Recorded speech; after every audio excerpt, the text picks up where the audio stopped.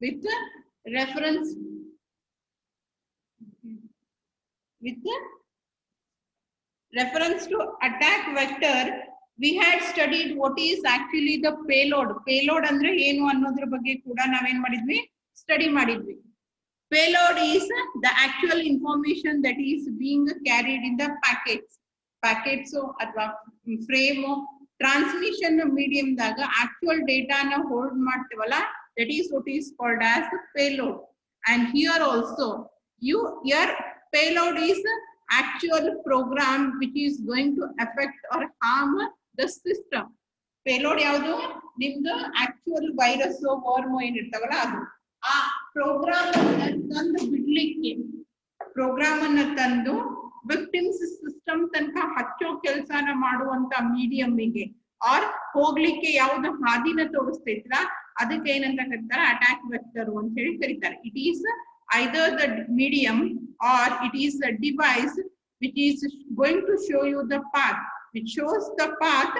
Either it carries the actual program which is going to affect from the attacker's system to the victim's system.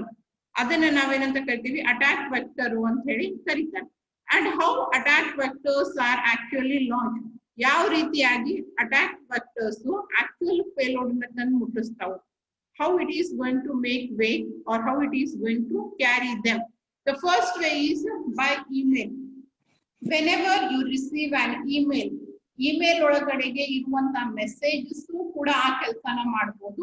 R else will be having the link fields, hyperlinks ಬರ್ತಾವ, blue colour ಒಳಗ ಇರ್ತಾವ ನೋಡ್ರಿ, ಅದ್ರ ಮೇಲೆ click ಮಾಡಿದ್ವಿ ಅಂತಂದ್ರೆ ಇನ್ನೊಂದು file open ಆಗ್ತೈತಿ, ಬೇರೆ ಕಡೆ ಎಲ್ಲೋ ತಗೊಂಡ್ ಹೋಗ್ತಾವ, ಅಲ್ಲೇನೋ ನಿಮಗ ಕಂಟೆಂಟ್ ಸಿಗ್ತೈತಿ. ಸೊ ಈ ರೀತಿಯಾದಂತ ಲಿಂಕ್ಸ್ ಇಲ್ಲ ಅಂತಂದ್ರೆ ಮೆಸೇಜ್ ಒಳಗ ಏನ ನಿಮಗ ಮೇಲ್ ಬರ್ತೈತ, ಆ ಮೇಲ್ ಒಳಗಿರುವಂತ ಮೆಸೇಜಸ್ ಕೂಡ ಈ ಕೆಲಸನ ಮಾಡ್ತಾರೆ. If you just open the mail or if you just click without attachment also this can be done. Attachments ಇಲ್ಲದೆ ಕೂಡ just ನಿಮಗೆ ಬಂದಿರುವಂತ ಮೇಲ್ ಒಳಗಿನ ಮೆಸೇಜ್ ಇಲ್ಲ ಅಂತಂದ್ರೆ ಎಲ್ಲರೇ ಒಂದ್ ಕಡೆ ಇರುವಂತ ಲಿಂಕ್ ಹೈಲೈಟೆಡ್ ಇರ್ತೈತಿ, ಅದಕ್ಕೆ ನಾವ್ ಏನ್ ಮಾಡ್ಬಿಡ್ತೀವಿ, ಓಕೆ ಇಲ್ಲೇನದ ನೋಡೋಣ ಅಂತ ಹೇಳಿ ಏನಾದ್ರೂ ಅದ್ರ ಮೇಲೆ ಕ್ಲಿಕ್ ಮಾಡಿದ್ರಿ ಅಂತಂದ್ರೆ ಅದರಿಂದ ಕೂಡ ಏನಾಗ್ತಾವ, your system will get affected. Something will enter into your system which is going to harm your system. And the second thing is attachments. Attachments ಅಂತಂದ್ರೆ ಎಲ್ಲರಿಗೂ ಗೊತ್ತಿಲ್ಲ, ನಿಮ್ ಮೇಲಿಗೆ ಅಟ್ಯಾಚ್ಮೆಂಟ್ಸ್ ಬಂದಿರ್ತಾವ. They may be Word files, they may be PDF images ಇರ್ಬೋದು, ಯಾವುದೋ ರೀತಿಯಾದಂತ ಒಂದು ಅಟ್ಯಾಚ್ಮೆಂಟ್ ಬರ್ತೈತಿ. ಆ ಅಟ್ಯಾಚ್ಮೆಂಟ್ ಅನ್ನ ನೀವು ಓಪನ್ ಮಾಡಿದ್ರಿ ಅಂತಂದ್ರೆ it is acting as a carrier. That attachment is nothing but it is a carrier which has brought with it the virus or it has brought some program. It may be ಒಂದು boat ಇರ್ಬೋದು ಅಥವಾ ಯಾವುದೋ ಒಂದು program ಅನ್ನ ಅದೇನ್ ಮಾಡಿರ್ತೈತಿ ತಗೊಂಡ್ ಬಂದಿರ್ತೈತಿ. ಅದ್ರೊಳಗ ಆ ಪ್ರೋಗ್ರಾಮ್ ಅದ ಕೆಲಸ ಏನು, ನಿಮ್ ಸಿಸ್ಟಮ್ ಅನ್ನ ಅಫೆಕ್ಟ್ ಮಾಡೋದು. Either entering some unwanted malicious codes into your program system, or ನಿಮ್ ಸಿಸ್ಟಮ್ ಒಳಗಿನ ಇನ್ಫಾರ್ಮೇಶನ್ಸ್ ಅನ್ನ ಬೇರೆದವ್ರಿಗೆ ಕೊಡ್ಲಿಕ್ಕೆ ಬೇಕಾಗಿರುವಂತ ಪ್ರೋಗ್ರಾಮ್ಸ್ ಸಾಫ್ಟ್ವೇರ್ಸ್ ಅನ್ನಾದ್ರೂ ಅದ್ರೊಳಗ ಆಡ್ ಮಾಡಿರಬಹುದು. That is what is the work of that attachment is. And the third one is attack by deception. Deception is aimed at the user or operator as a vulnerable entry point. It is not just malicious computer code that one needs to monitor. It is not just a malicious computer code. Bare malicious computer code irbeku ant heleniಲ್ಲ. Deception is user ಅಥವಾ operator, ನೀವ್ ಯಾರ system ಅನ್ನ use ಮಾಡ್ಲಿಕ್ಕತ್ತೀರಿ, user ಇರ್ಬೋದು ಅಥವಾ operator ಇರ್ಬೋದು, they also may be acting as ನಿಮ್ಮನ್ನ deceive ಮಾಡಿ. Deception in the sense deceiving you. ನಾನು ಈ ಸಿಸ್ಟಮ್ ಅನ್ನ ಯೂಸ್ ಮಾಡ್ಲಿಕ್ಕತ್ತೀನಿ, ಹೊರಗಿಂದ ಮೇಲೆ ಬರ್ಬೇಕು, ಫೈಲೇ ಬರ್ಬೇಕು, ವೈರಸ್ಸೇ ಬರ್ಬೇಕಂತ ಹೇಳಿಲ್ಲ. ನಿನ್ನನ್ನ ಡಿಸೀವ್ ಮಾಡಿ ಬೇರೆ ಯೂಸರ್ಸ್ ಕೂಡ ನಿನ್ ಸಿಸ್ಟಮ್ ಅನ್ನ ಯೂಸ್ ಮಾಡಿ ಅವರು ಕೂಡ ಏನ್ ಮಾಡ್ಬೋದು, ವೈರಸಸ್ ಅನ್ನ ಅಥವಾ ಏನಾದ್ರೂ infected codes ಅನ್ನ ಹಾಕಿ ಹೋಗಬಹುದು. And one of the best example is your human based social engineering, where you're going to have such type of attacks. Deception to deceiving ಆ ರೀತಿಯಾಗಿ ಆಗ್ತಾವೆ. And the fourth way of launching attack vectors is hackers. Hackers ಅಂತಂದ್ರೆ those who are going to have a malicious code and those who don't have any permission, authority to access your code, but still they are accessing your system. Unauthorized accessing ಮಾಡಿ ನಿಮ್ಮ system ಒಳಗ ಎಲ್ಲೋ ದೂರದಿಂದನೇ ಏನ್ ಮಾಡ್ತಾರ ಅವ್ರ malicious codes viruses ಏನ್ ಮಾಡ್ತಾರ ನಿಮ್ system ಒಳಗಡೆಗೆ ಬಿಡ್ತಾರ. Hackers may be one of the ways of making the entry point. Hackers ಕೂಡ malicious code ಗೆ ಹಾದಿನ ಮಾಡಿ ಕೊಡ್ತಾರೆ. ಎಲ್ಲೋ ಒಂದ್ ಕಡೆಯಿಂದ ಕುಂತು they will just be leading, they will just give you the path how ಹೆಂಗ್ ಹೋಗ್ಬೇಕು ನಿಮ್ ಪಾಸ್ವರ್ಡ್ಸ್ ನ ಕ್ರ್ಯಾಕರ್ ಏನೋ ಒಂದು ಆಕ್ಸೆಸ್ ಮಾಡ್ಕೊಂಡು ಕ್ರ್ಯಾಕ್ ಮಾಡಿ ಅದರಿಂದ ನಿಮ್ ಸಿಸ್ಟಮ್ ಗೆ ಡೈರೆಕ್ಟ್ ಆಕ್ಸೆಸ್ ತಗೊಂಡು ಬಂದು ಏನ್ ಮಾಡ್ತಾರೆ ನಿಮ್ ಸಿಸ್ಟಮ್ ಅನ್ನ ಇನ್ಫೆಕ್ಟ್ ಮಾಡ್ತಾರೆ. Hackers are not going to send any mails or any attachments. Instead of that, they are going to crack your passwords, usernames. The username and your passwords ತಮಗೆ ಗೊತ್ತಿರುವಂತ knowledge. Maybe by ಈ password ಅನ್ನ ಹೆಂಗ್ ನಾವು crack ಮಾಡ್ತೀವಿ ಅನ್ನೋದಕ್ಕೂ ಕೂಡ ಬೇರೆ ಬೇರೆ techniques ಇರ್ತಾವ. Some will use softwares, whereas others will just do the guessing work.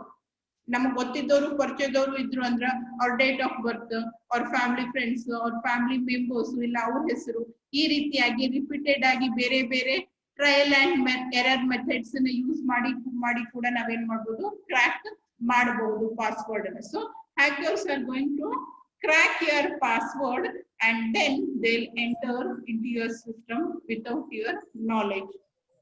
And by that also they are launching the vectors, attack vectors launch market. And the next one is heedless guests. Heedless guests in the sense careless agi ನಾವು ಹೀಗೆ ಮಾಡಬಹುದು ಅಂತ ಹೇಳಿ ವಿಚಾರ ಇರಂಗಿಲ್ಲ, right? They are the unaware. ಯಾರ ಬಗ್ಗೆ ನಾವು ಜಾಸ್ತಿ ಪ್ರಿಕಾಷನ್ ತಗೊಂಡಿರಂಗಿಲ್ಲ. They are not invitees. ನಾವ್ ಇನ್ವೈಟ್ ಮಾಡಿ ಕರೆದಾಗ ಅವ್ರು ನಮ್ಗೆ ಗೆಸ್ಟ್ ಆಗ್ತಾರೆ. ಬಿನ್ ಬುಲಾಯ ಮೆಹಮಾನ್ ಅಂತ ಕರಿತೇವಲ್ಲ, you have not invited them but still they come. ಅದು ಹೆಂಗ್ ಬರ್ತಾರ ಅವರು? when you visit some website ನೀವು ಬೇಕಾಗಿದ್ದನ್ನ ಡೌನ್ಲೋಡ್ ಮಾಡ್ಕೊಳ್ಳೋದ್ರ ಜೊತೆಗೆ ಕೆಲವೊಂದಿಷ್ಟು unwanted members, unwanted guests are also going to enter, and through that also they are going to launch the attack vectors. Counterfeit websites are used to extract personal information. Such websites look very much like the genuine website. Fake websites ನೀವು visit ಮಾಡ್ತೀರಿ, ನಿಮಗ ಅವು ನೋಡ್ಲಿಕ್ಕೆ ಏನ್ ಅನಿಸ್ತಾವು? Genuine websites ತರಾನೇ ಕಾಣ್ತಾವು, but ಅವು genuine ಇರಂಗಿಲ್ಲ, fake websites ಇರ್ತಾವ. ಅಲ್ಲಿ ಎಂಟರ್ ಆಗಿ ನೀವೇನಾದ್ರೂ ನಿಮ್ಮ ಇನ್ಫಾರ್ಮೇಶನ್ ಏನಾದ್ರೂ ಕೊಟ್ರಿ ಅಂತಂದ್ರ ಆ ಪರ್ಸನಲ್ ಇನ್ಫಾರ್ಮೇಶನ್ಸ್ ಯೂಸ್ ಮಾಡ್ಕೊಂಡು ಅವ್ರ ಏನ್ ಮಾಡ್ತಾರ, they are going to send you the spam mails, or they may just use your user ID and your information to enter your system, or your personal informations like a credit card, date of birth, ಇಂತ informations ತಗೊಂಡು ಅದನ್ನ misuse ಕೂಡ ಮಾಡ್ಕೋಬಹುದು. They are uninvited. Actually ನಮಗ್ ಬೇಕಾಗಿರೋದೇ ಬೇರೆ website ಬೇಕಾಗಿರೋದು.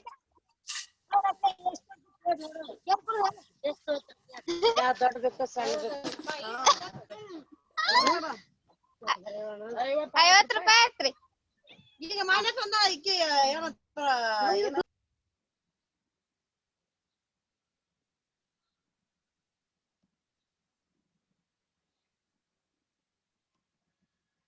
Okay, so they are the guests whom you have not invited but they have come without your invitation.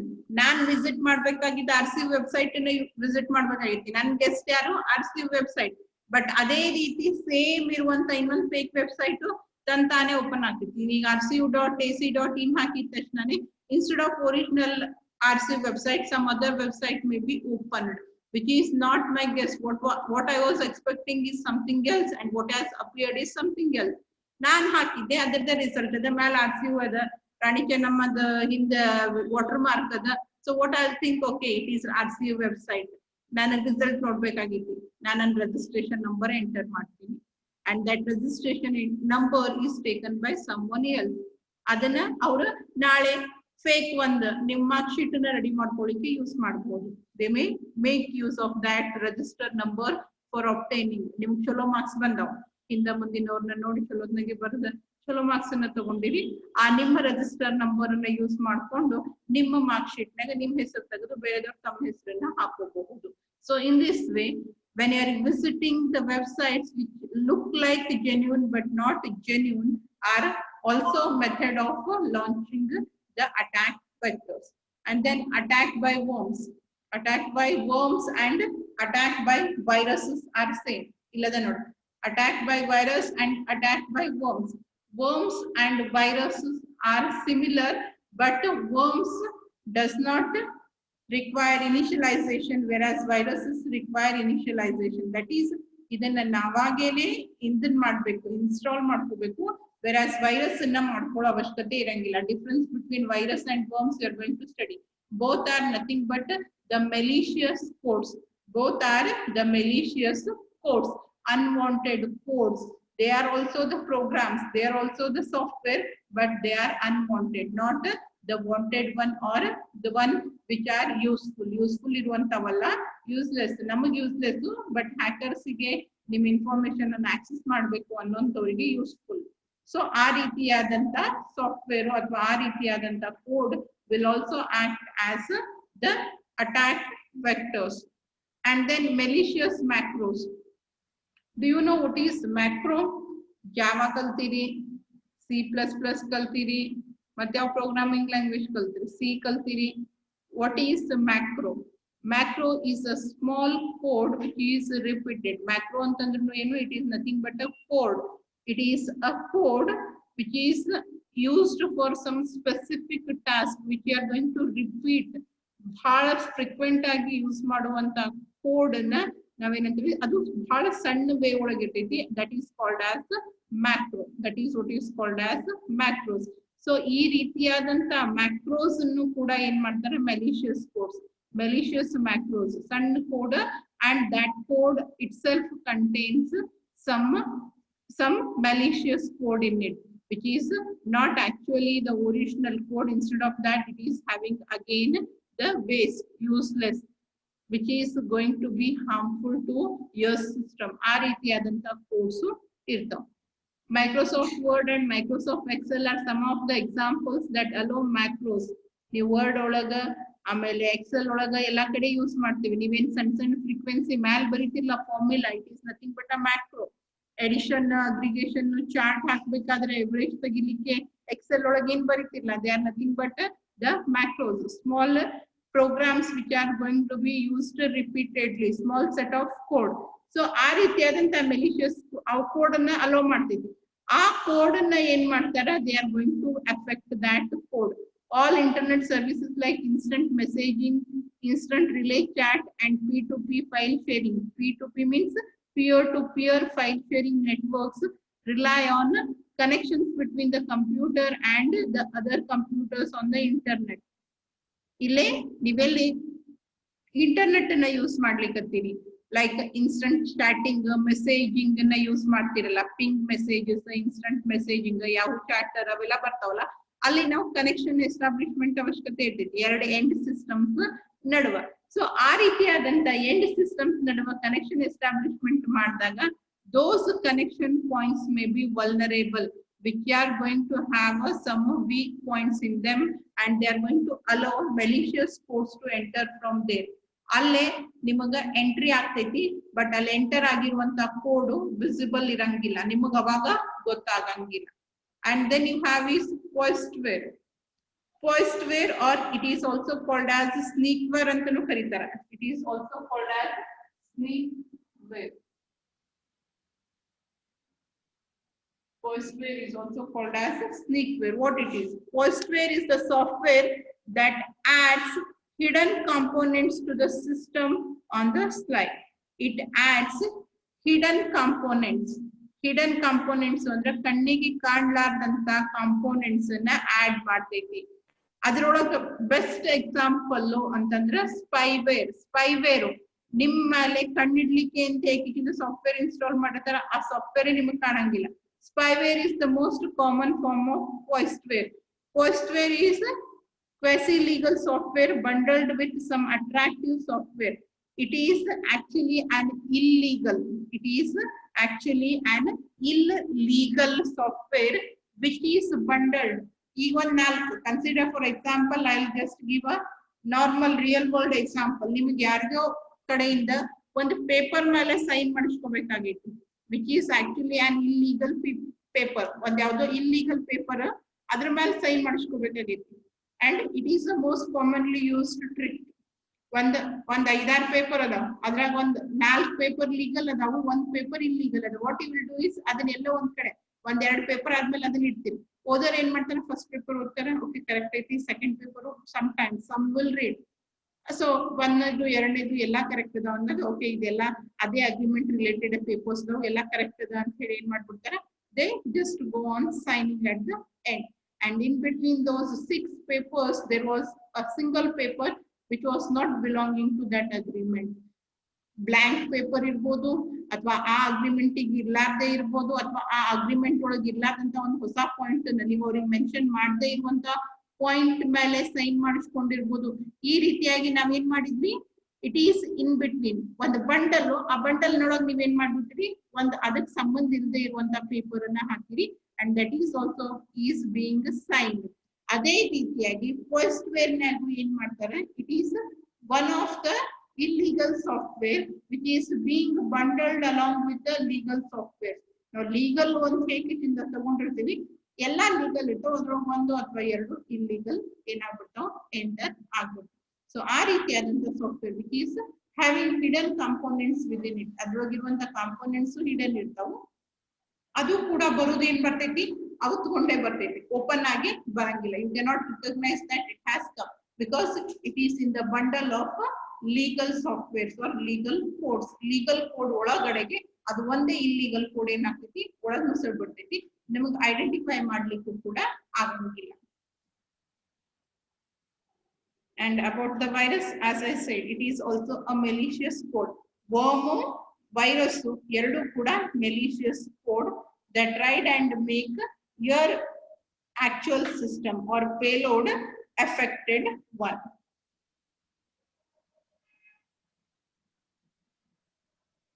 And next you have is cloud computing. Cloud computing subject ಕಲಿತೀರಿ ಒಂದು final year ಗೆ, but for now we'll just study what actually is cloud computing. ಎಲ್ಲರಿಗೂ ಗೊತ್ತದ cloud computing ಎದಕ್ಕೆ use ಮಾಡ್ಲಿಕ್ಕತ್ತೀವಿ ನಾವು ಅಂತೇಳಿ, because of the storage space increase. ಇವಾಗ ನಮಗ storage space ಏನ್ ಮಾಡ್ತದ, ಎಲ್ಲಾರ್ದು ಡೇಟಾಬೇಸ್ ದೊಡ್ಡದಾಗ್ಲಿಕ್ಕೆ ಹಾಕೊಂತ ಹೊಂಟೈತಿ. ಅದ್ರ ಸಲುವಾಗಿ ಅದನ್ನ ಮೇಂಟೈನ್ ಮಾಡೋದು it's becoming very heavy. Some organizations are not able to handle their own database. ತಮ್ಮದೇ ಆದಂತ ಲೋಕಲ್ ಸ್ಟೋರೇಜ್ ಅನ್ನ ಮೇಂಟೈನ್ ಮಾಡ್ಲಿಕ್ಕೆ ಅವ್ರಿಗೆ ಆಗ್ಲಿಕ್ಕತ್ತಿಲ್ಲ. ಎಲ್ಲಾ ಕಾನ್ಸಂಟ್ರೇಷನ್ ಅದ್ರ ಮೇಲೆ ಮಾಡ್ಬೇಕಾಗ್ತೈತಿ, ಉಳಿದಿದ್ದ ಕೆಲ್ಸಾನ ಮಾಡ್ಲಿಕ್ಕೆ ಆಗ್ಲಿಕ್ಕತ್ತಿಲ್ಲ. ಸ್ಟೋರೇಜ್ ಮೇಲೆನೆ storage area network, SAN optical storage area network ಅಂತ ಹೇಳಿ ಎಲ್ಲ ಬೇರೆ ಬೇರೆ ಸ್ಟಡೀಸ್ ಮುಗಿಸಿ ಈಗ we are now presently using big data and clouds. Big data and clouds. Cloud is nothing but it is a rented or it is a leased storage space. ನಮ್ಮ ಡೇಟಾನ ಬೇರೆದವ್ರ ಕೈ ಕೊಟ್ಟು ನೀ ಮೇಂಟೈನ್ ಮಾಡು, ಸ್ಟೋರ್ ಮಾಡಿ ಇಟ್ಕೊ, ನನಗೆ ಯಾವಾಗ ಏನ್ ಬೇಕಂತೀನಿ ಅದನ್ನ ಕೊಡು ಅಂತ ಹೇಳೋದು. Right, that is what is cloud computing. You are going to give your data for storage as well as maintenance to someone else. ದುಡ್ಡು ಕೊಟ್ಟು ನೀ ಕೆಲಸ ಮಾಡು ಅಂತ ಹೇಳಿ ಮಾಡ್ಲಿಕ್ಕೆ. It has become a business nowadays. Clouds ಅನ್ನ ಮೇಂಟೈನ್ ಮಾಡೋದು, ಪ್ರೈವೇಟ್ ಕ್ಲೌಡ್ಸ್ ಇದಾವು, ಪಬ್ಲಿಕ್ ಕ್ಲೌಡ್ಸ್ ಇದಾವು. There are different types of clouds also available. As the storage database is increasing, why database is increasing? Because the users are increasing. Computer network na use ಮಾಡೋರು ಜಾಸ್ತಿ ಆಗುತ್ತಾ ಹೋದಂಗ storage space ಗೆ ನಮ್ಗೆ ಏನ್ ಬೆಳಿಕತೈತಿ, ಕೊರತೆ ಬೆಳಿಕತೈತಿ. ಅದ್ರ ಸಲುವಾಗಿ ಕಾಮನ್ ಆಗಿ ಸ್ಟೋರೇಜ್ ಸ್ಪೇಸ್ ಅನ್ನ ಪ್ರೊವೈಡ್ ಮಾಡೋರ್ನ ಆಕ್ಸೆಸ್ ಮಾಡ್ಕೊಂಡು ನಮ್ಮ ಡೇಟಾನ ಅಲ್ಲಿ ಇಡ್ಲಿಕ್ಕೆ ಕೊಟ್ಟು ಅವ್ರಿಗೆ ಪೇ ಮಾಡ್ತಾರೆ ನಾವು ಮೇಂಟೆನೆನ್ಸ್ ಸಲುವಾಗಿ ಅಂತ ಹೇಳಿ. We are going to pay them. That is what is cloud computing. The growing popularity of cloud computing and virtualizations among organizations have made it possible the next target of cyber criminals. So ಎಲ್ಲಾ ಒಂದೇ ಕಡೆ ಈಸಿಯಾಗಿ ಸಿಗ್ಲಿಕ್ಕೆ 10 ಮಂದಿ computers ನ hack ಮಾಡೋ ಬದಲಿಗೆ ಒಂದು ಕ್ಲೌಡ್ ಅನ್ನ ಹ್ಯಾಕ್ ಮಾಡಿಬಿಟ್ರೆ you will get not only about one organisation. Cloud ಅಂತಂದ್ರೆ ನಮ್ದು ಒಂದೇ ಆರ್ಗನೈಸೇಷನ್ ಇನ್ಫಾರ್ಮೇಶನ್ ಇಟ್ಕೊಂಡಿರಂಗಿಲ್ಲ ಅವರು. That cloud is being used by many people. ಅವ್ರದ್ದು ಬಿಸ್ನೆಸ್ ಅದೇ ಅದ, ಡೇಟಾ ಮೇಂಟೆನೆನ್ಸ್ ಸ್ಟೋರೇಜ್ ಅವ್ರದ್ದು ಬಿಸ್ನೆಸ್ ಅಂದಾಗ ನನ್ನ ಆರ್ಗನೈಸೇಷನ್ ತರ ಒಂದು 10-15 ಆರ್ಗನೈಸೇಷನ್ ಇನ್ಫಾರ್ಮೇಶನ್ ಅನ್ನ ಮೇಂಟೈನ್ ಮಾಡ್ತಿರ್ತಾರೆ. And if you just hack that cloud, then you are going to get the information about many organization. ಒಂದು ಆರ್ಗನೈಸೇಷನ್ ಒಂದು 10,000 ಮಂದಿ ಯೂಸರ್ಸ್ ಇದ್ರೆ ಯಾರ್ದು ಬೇಕು ಅವಾಗ ನಿಮಗೆ ಇನ್ಫಾರ್ಮೇಶನ್ ಅವೈಲೇಬಲ್ ಇರ್ತೈತಿ. Okay, a cloud service has 3 distinct characters which differentiates it from the traditional hosting. ಮೊದಲಿಗೆ cloud computing is internet based development and use of computer technology. Internet based, that is cloud based development. ಇಲ್ಲಿ ನಾವು cloud computing ಅಂತಂದ್ರೆ cloud ಅಂತಂದ್ರೆ internet and development based it is ಅಲ್ಲಿ ನಾವು computing ಡೇಟಾನ storage ಸಲುವಾಗಿ use ಮಾಡ್ಲಿಕ್ಕೆ. It is sold on demand. It is elastic in terms of usage. The service is fully managed by the provider. ಯಾರು ಬೇಕು ಅಂತಾರ ಅವರಿಗೆ ಸೆಲ್ ಮಾಡ್ತಾರೆ. It is sold on demand. ನನ್ನ ಆರ್ಗನೈಸೇಷನ್ಗೆ ನಂದೇ ಆದಂತ ಡೇಟಾಬೇಸ್ ಸಫಿಶಿಯಂಟ್ ಇಲ್ಲ ಅಥವಾ ನನಗೆ ಮೇಂಟೈನ್ ಮಾಡ್ಲಿಕ್ಕೆ ಆಗಂಗಿಲ್ಲ ಅಂತಂದಾಗ ನಾನು ಬೇಕು ಅಂತ ಕೇಳಿದಾಗ ಏನ್ ಮಾಡ್ತೈತಿ, ಕ್ಲೌಡ್ ತನ್ನ ಸರ್ವಿಸ್ ಅನ್ನ ನನಗೆ ಪ್ರೊವೈಡ್ ಮಾಡ್ತೈತಿ. That is cloud computing is it is providing service on demand, one. And second one is it is elastic in terms of user service ನನಗೆ ಎಷ್ಟು ಬೇಕು ಅಷ್ಟು. ನನಗೆ ಬರೀ ಸ್ಟೋರೇಜ್ ಬೇಕು, okay, it will only give storage. I want storage as well as maintenance, okay, it will give storage as well as maintenance. ನನಗೆ storage maintenance processing ಬೇಕು, storage maintenance processing ಎಲ್ಲ. there are different services that are being provided by the cloud. ನಿನಗೆ ಯಾವ್ದು ಬೇಕು ಅದನ್ನ ಕೊಡ್ಬೇಕು. Elastic, ನನಗೆ ಈಗ ಸದ್ಯಕ್ಕೆ ಒಂದೇ ಬೇಕು, ಓಕೆ, ಆಮೇಲೆ ಇನ್ನೊಂದ್ ಸ್ವಲ್ಪ ನನ್ನ ಕ್ಲೈಂಟ್ಸ್ ಜಾಸ್ತಿ ಆದ್ರು ನನಗೆ ಇದ್ರ ಜೊತೆಗೆ ಇನ್ನೊಂದು ಸರ್ವಿಸ್ ಬೇಕು ಅಂದ್ರೆ ಅದನ್ನು ಕೊಡ್ಬೇಕು. ಇಲ್ಲ ನಾ ಎರಡು ಯೂಸ್ ಮಾಡ್ಲಿಕ್ಕೆ ಎರಡು ತೆಗೆದು ಒಂದೇ ಸರ್ವಿಸ್ ಯೂಸ್ ಮಾಡ್ತೀನಿ, that is also. And according to that you need to pay.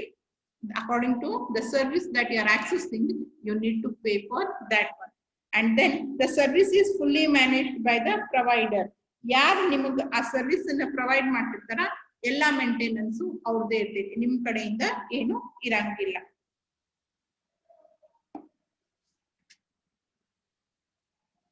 And then why we have gone for cloud computing? ನಾನು ಆಗ್ಲೇ ಹೇಳಿದೆ ಇದಕ್ಕೂ ಅಂತ ಹೇಳಿ. The cloud computing has the following advantages. Because of these following advantages, we are using the cloud computing. ನಮ್ಮ normal storage database store houses ಏನಿಲ್ಲ ಅದರೊಳಗೆ ಇರ್ಲಾರ್ದಂತ ಕೆಲವೊಂದಿಷ್ಟು ಫೀಚರ್ಸ್ ಫ್ಯಾಕ್ಟರ್ಸ್ ಕ್ಲೌಡ್ ಕಂಪ್ಯೂಟಿಂಗ್ ಒಳಗೆ ನಾವು ಅದರ ಸಲುವಾಗಿ nowadays we are using this cloud computing. So what are those features or what is the advantage of using cloud computer over basic storage systems or basic DBMS?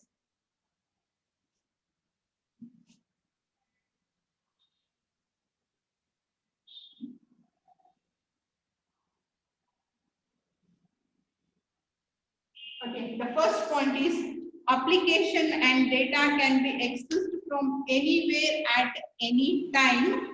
Data may not be held on hard drive on user's computer. ನೀವು ಎಲ್ಲಿರ್ತೀರಿ, you may be at any location. From there you can access the data.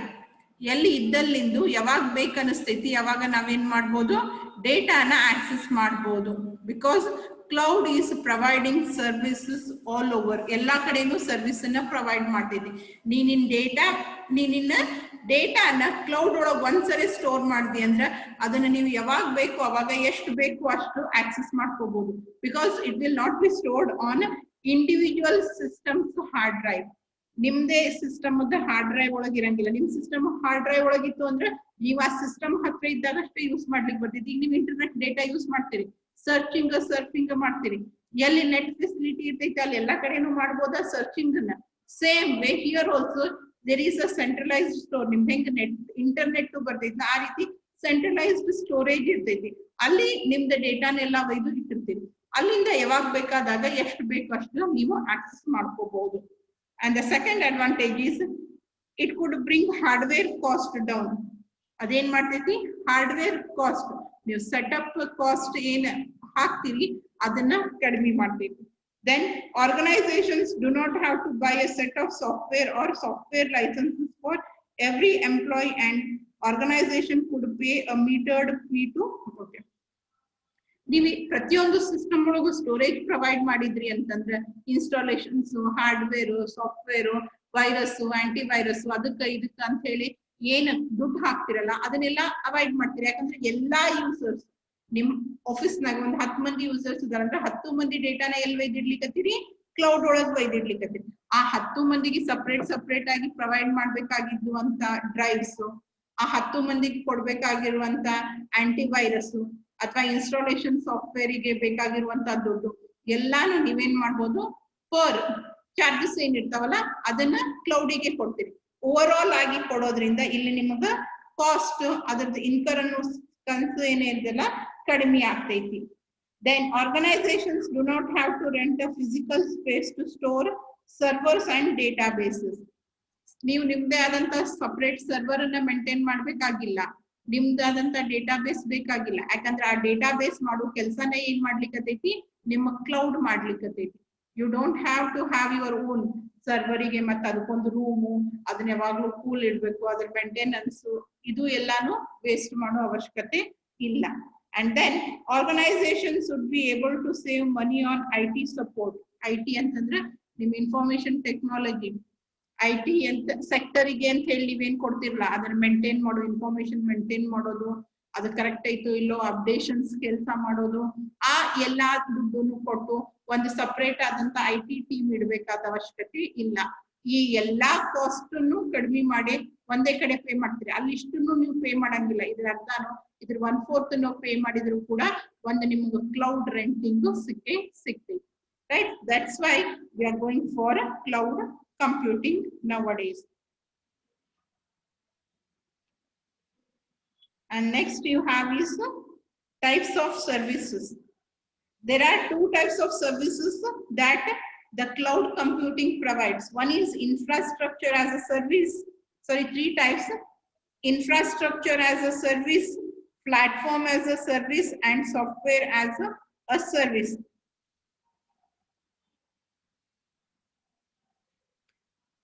ಮೂರ್ ತರದ services ಅನ್ನ provide ಮಾಡ್ತಿದ್ವಿ. ಒಂದು infrastructure based service, ಒಂದು platform based service, ಇನ್ನೊಂದು ಏನದಲ್ಲ software based service.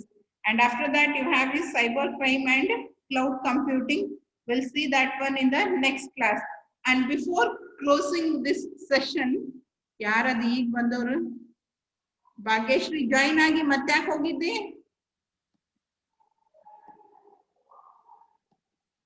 Before ending this session, backlog ಇದ್ದವರಿಗೆ, ನಿಮ್ಮ ಸೀನಿಯರ್ಸ್ ಗೆ ಮೊನ್ನೆ ಸೈಬರ್ ಸೆಕ್ಯೂರಿಟಿ ಎಕ್ಸಾಮ್ ಇತ್ತು. Here is the question paper that they attended. ನಾ ಇಲ್ಲಿವರೆಗೂ ಎಷ್ಟು ಸಿಲೆಬಸ್ ಕವರ್ ಮಾಡಿನಲ್ಲ ಅದ್ರೊಳಗಿನ ಅಷ್ಟೇ ಕ್ವಶನ್ಸ್ ನ ಹೇಳ್ತೀನಂತ. If you want you can just take them or just listen. ಎಷ್ಟು ಮಾರ್ಕ್ಸ್ ಇಂದ ಬಂದೈತಿ ಅನ್ನೋದನ್ನಾದ್ರೂ ನೀವು ನೋಡ್ರಿ, ಒಂದ್ಸರಿ ಐಡಿಯಾ ಸಿಗ್ತೈತಿ. 2 marks questions. First one, define a cyber crime. You need to write the definition of cyber crime. In definition, an act which is performed using electronic devices or an act which is performed using computer and computer related devices. Illa antandre it is an illegal act which uses computer as a tool and subject. 5 definitions ಹೇಳಿನ್ ನಾನು. I hope you remember. Cyber crime ಗೆ ಇದೆ ಅಂತ ಹೇಳಿ ಒಂದೇ definition ಇಲ್ಲ. There are 5 to 6 definitions given in your textbook. ಯಾವ್ದಾದ್ರೂ ಒಂದು ಬರೆದ್ರು ನಡೀತೈತಿ. 2 marks question. And then what is email bombing? Email bombing, it is sending large number of emails with an intention of thrashing or crashing your mail server and inbox. ನಿಮ್ಮ inbox full ಮಾಡ್ಲಿಕ್ಕೆ mail server ಅನ್ನ crash ಮಾಡೋ intention ದಿಂದ large amount ನಾಗ ಏನು mail ಅನ್ನ ಕಳಿಸ್ತಾರಲ್ಲ, that is what is called as email bombing. Classifications of cyber crime ಒಳಗೆ ಬಂದಿದ್ ನೋಡ್ರಿ ಇದು. And then what is shoulder surfing? What is shoulder surfing? Social engineering, human based social engineering ಒಳಗಿಂದ ಒಂದು technique. Peeping over the shoulder, it is an act or a technique of obtaining personal information by peeping over, by peeping over the shoulders ಮೇಲಿಂದ ನೋಡಿ personal information ಅನ್ನ ಆಬ್ಟೈನ್ ಮಾಡ್ಬೋದು. ನೀವೇನೋ type ಮಾಡೋ ಹೊತ್ನಾಗ ನಿಮ್ ಯೂಸರ್ ನೇಮ್ ಪಾಸ್ವರ್ಡ್ ಹಿಂಗ್ ಅಡಿಕ್ ಹಾಕಿ ಅಥವಾ ಹಿಂಗ್ ಹೋಗ್ತಾ ಹೋಗ್ತಾ ನೋಡ್ಕೊಂಡು ಹೋಗೋ ಟೆಕ್ನಿಕ್ಗೆ ಏನಂತ ಕರೀತಾರ, ಶೋಲ್ಡರ್ ಸರ್ಫಿಂಗು ಅಂತ ಹೇಳಿ ಕರೀತಾರೆ. And then what I explained in today's class, what is cloud computing? Cloud computing ಅಂದ್ರೆ ಏನು? Cloud ಅಂತಂದ್ರೆ internet, computing ಅಂತಂದ್ರೆ you are using computer for storage purpose. 1 2 3 4 questions are there. And then you have one more question on the first unit itself. Define cyber security. Cyber security ಅಂದ್ರೆ ಏನು? Securing against the cyber crimes. ನಿಮ್ಮ information ಅನ್ನ secure ಮಾಡ್ಕೊಳ್ಳೋದು. ಎದರದ? Cyber crime against ನಾವೇನ ನಮ್ಮ information ಅನ್ನ ಉಳಿಸ್ಕೊಂತೀವಿ, ಅದಕ್ಕೆ ಆ ಟೆಕ್ನಿಕ್ಗೆ cyber security ಅಂತೇಳಿ ಕರೀತಾರೆ. 1 2 3 4 5 2 marks questions. That means 10 marks adu. Next 5 marks questions. Explain cyber crime against individual. Classifications ಹೇಳ್ಬೇಕಾದ್ರೆ ಹೇಳಿದ್ದೆ, there are mainly main 5 classifications against individual,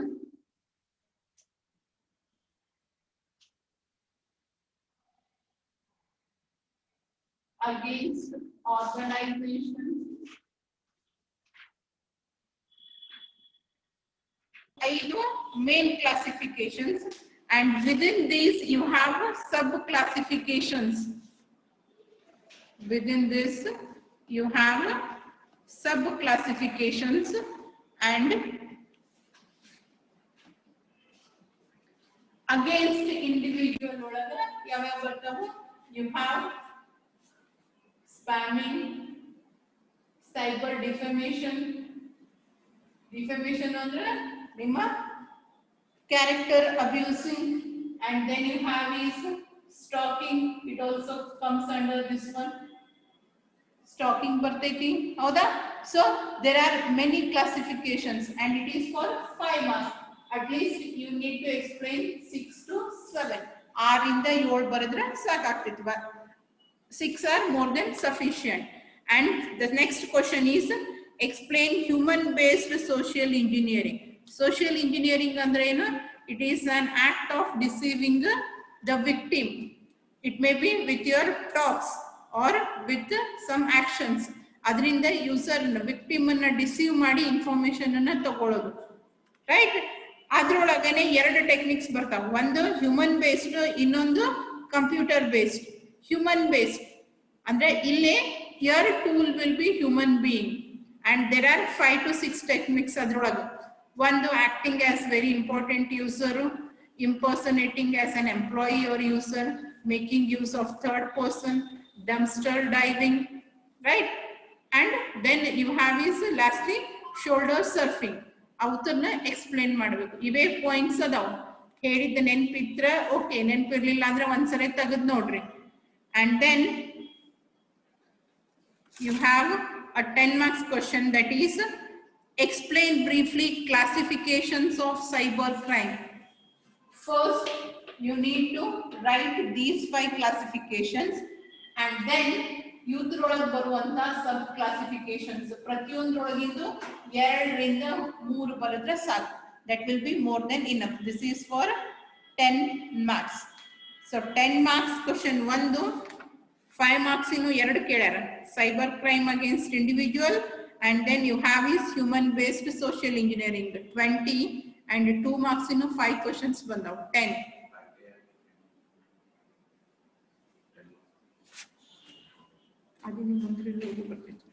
So 10, 10, 20, 20 plus 10, 30. 30 marks. Na ivattin tanka hedidu class hididre you are going last time ನಿಮ್ಮ seniors ಗೆ supplementary ಗೆ ಕೇಳಿದ್ರೊಳಗೆ 30 marks ಇನ್ನು ಬಂದಾವ. That means every chapter is important. And remember, one more question is there. Sorry, I forgot that question in 10 marks. Explain tips for safety and security while using the computer in cyber cafe. Cyber cafe ಒಳಗೆ computer ನ use ಮಾಡ್ಬೇಕಂದ್ರೆ ಏನ್ safety measures ತಗೋಬೇಕು? ನಾನು ಹೇಳಿದ್ದೆ, I have already completed that one. Computer ಬಿಟ್ಟು ಆ ಕಡೆ ಹೋಗ್ಬೇಡ್ರಿ, ಕೇರ್ಫುಲ್ ಆಗಿರಿ. ಆಮೇಲೆ ಕಂಪಲ್ಸರಿ ಲಾಗೌಟ್ ಮಾಡ್ರಿ, right. And delete your temporary files folders and then use virtual keyboard. Security warnings ಅನ್ನ ಕಂಪಲ್ಸರಿ ಓದ್ರಿ. So all these are the warning tips. ಅದ್ರೊಳಗೆ 2 ಬಂದಿದ್ದು ನಿಮಗೆ. When you are using cyber cafe, ಒಂದು survey conduct ಮಾಡಿ ಎದ್ರ ಸಲುವಾಗಿ ಸೈಬರ್ ಕ್ರೈಮ್ಸ್ ಜಾಸ್ತಿ ಆಗ್ಲಿಕ್ಕತ್ತಾವು ಅನ್ನೋದಕ್ಕೆ ಪಾಯಿಂಟ್ಸ್ ಅದಾವು. ಇನ್ನೊಂದು ನೀವು ಏನು ಮೆಜರ್ಸ್ ನ ತಗೋಬೇಕು ಅವಾಯ್ಡ್ ಮಾಡ್ಲಿಕ್ಕೆ ಅನ್ನೋದು 2. ಸೊ ಆ 2ರೊಳಗೆ ಒಂದನ್ನು ಕೇಳಾರ. Measures using virtual keyboard, avoid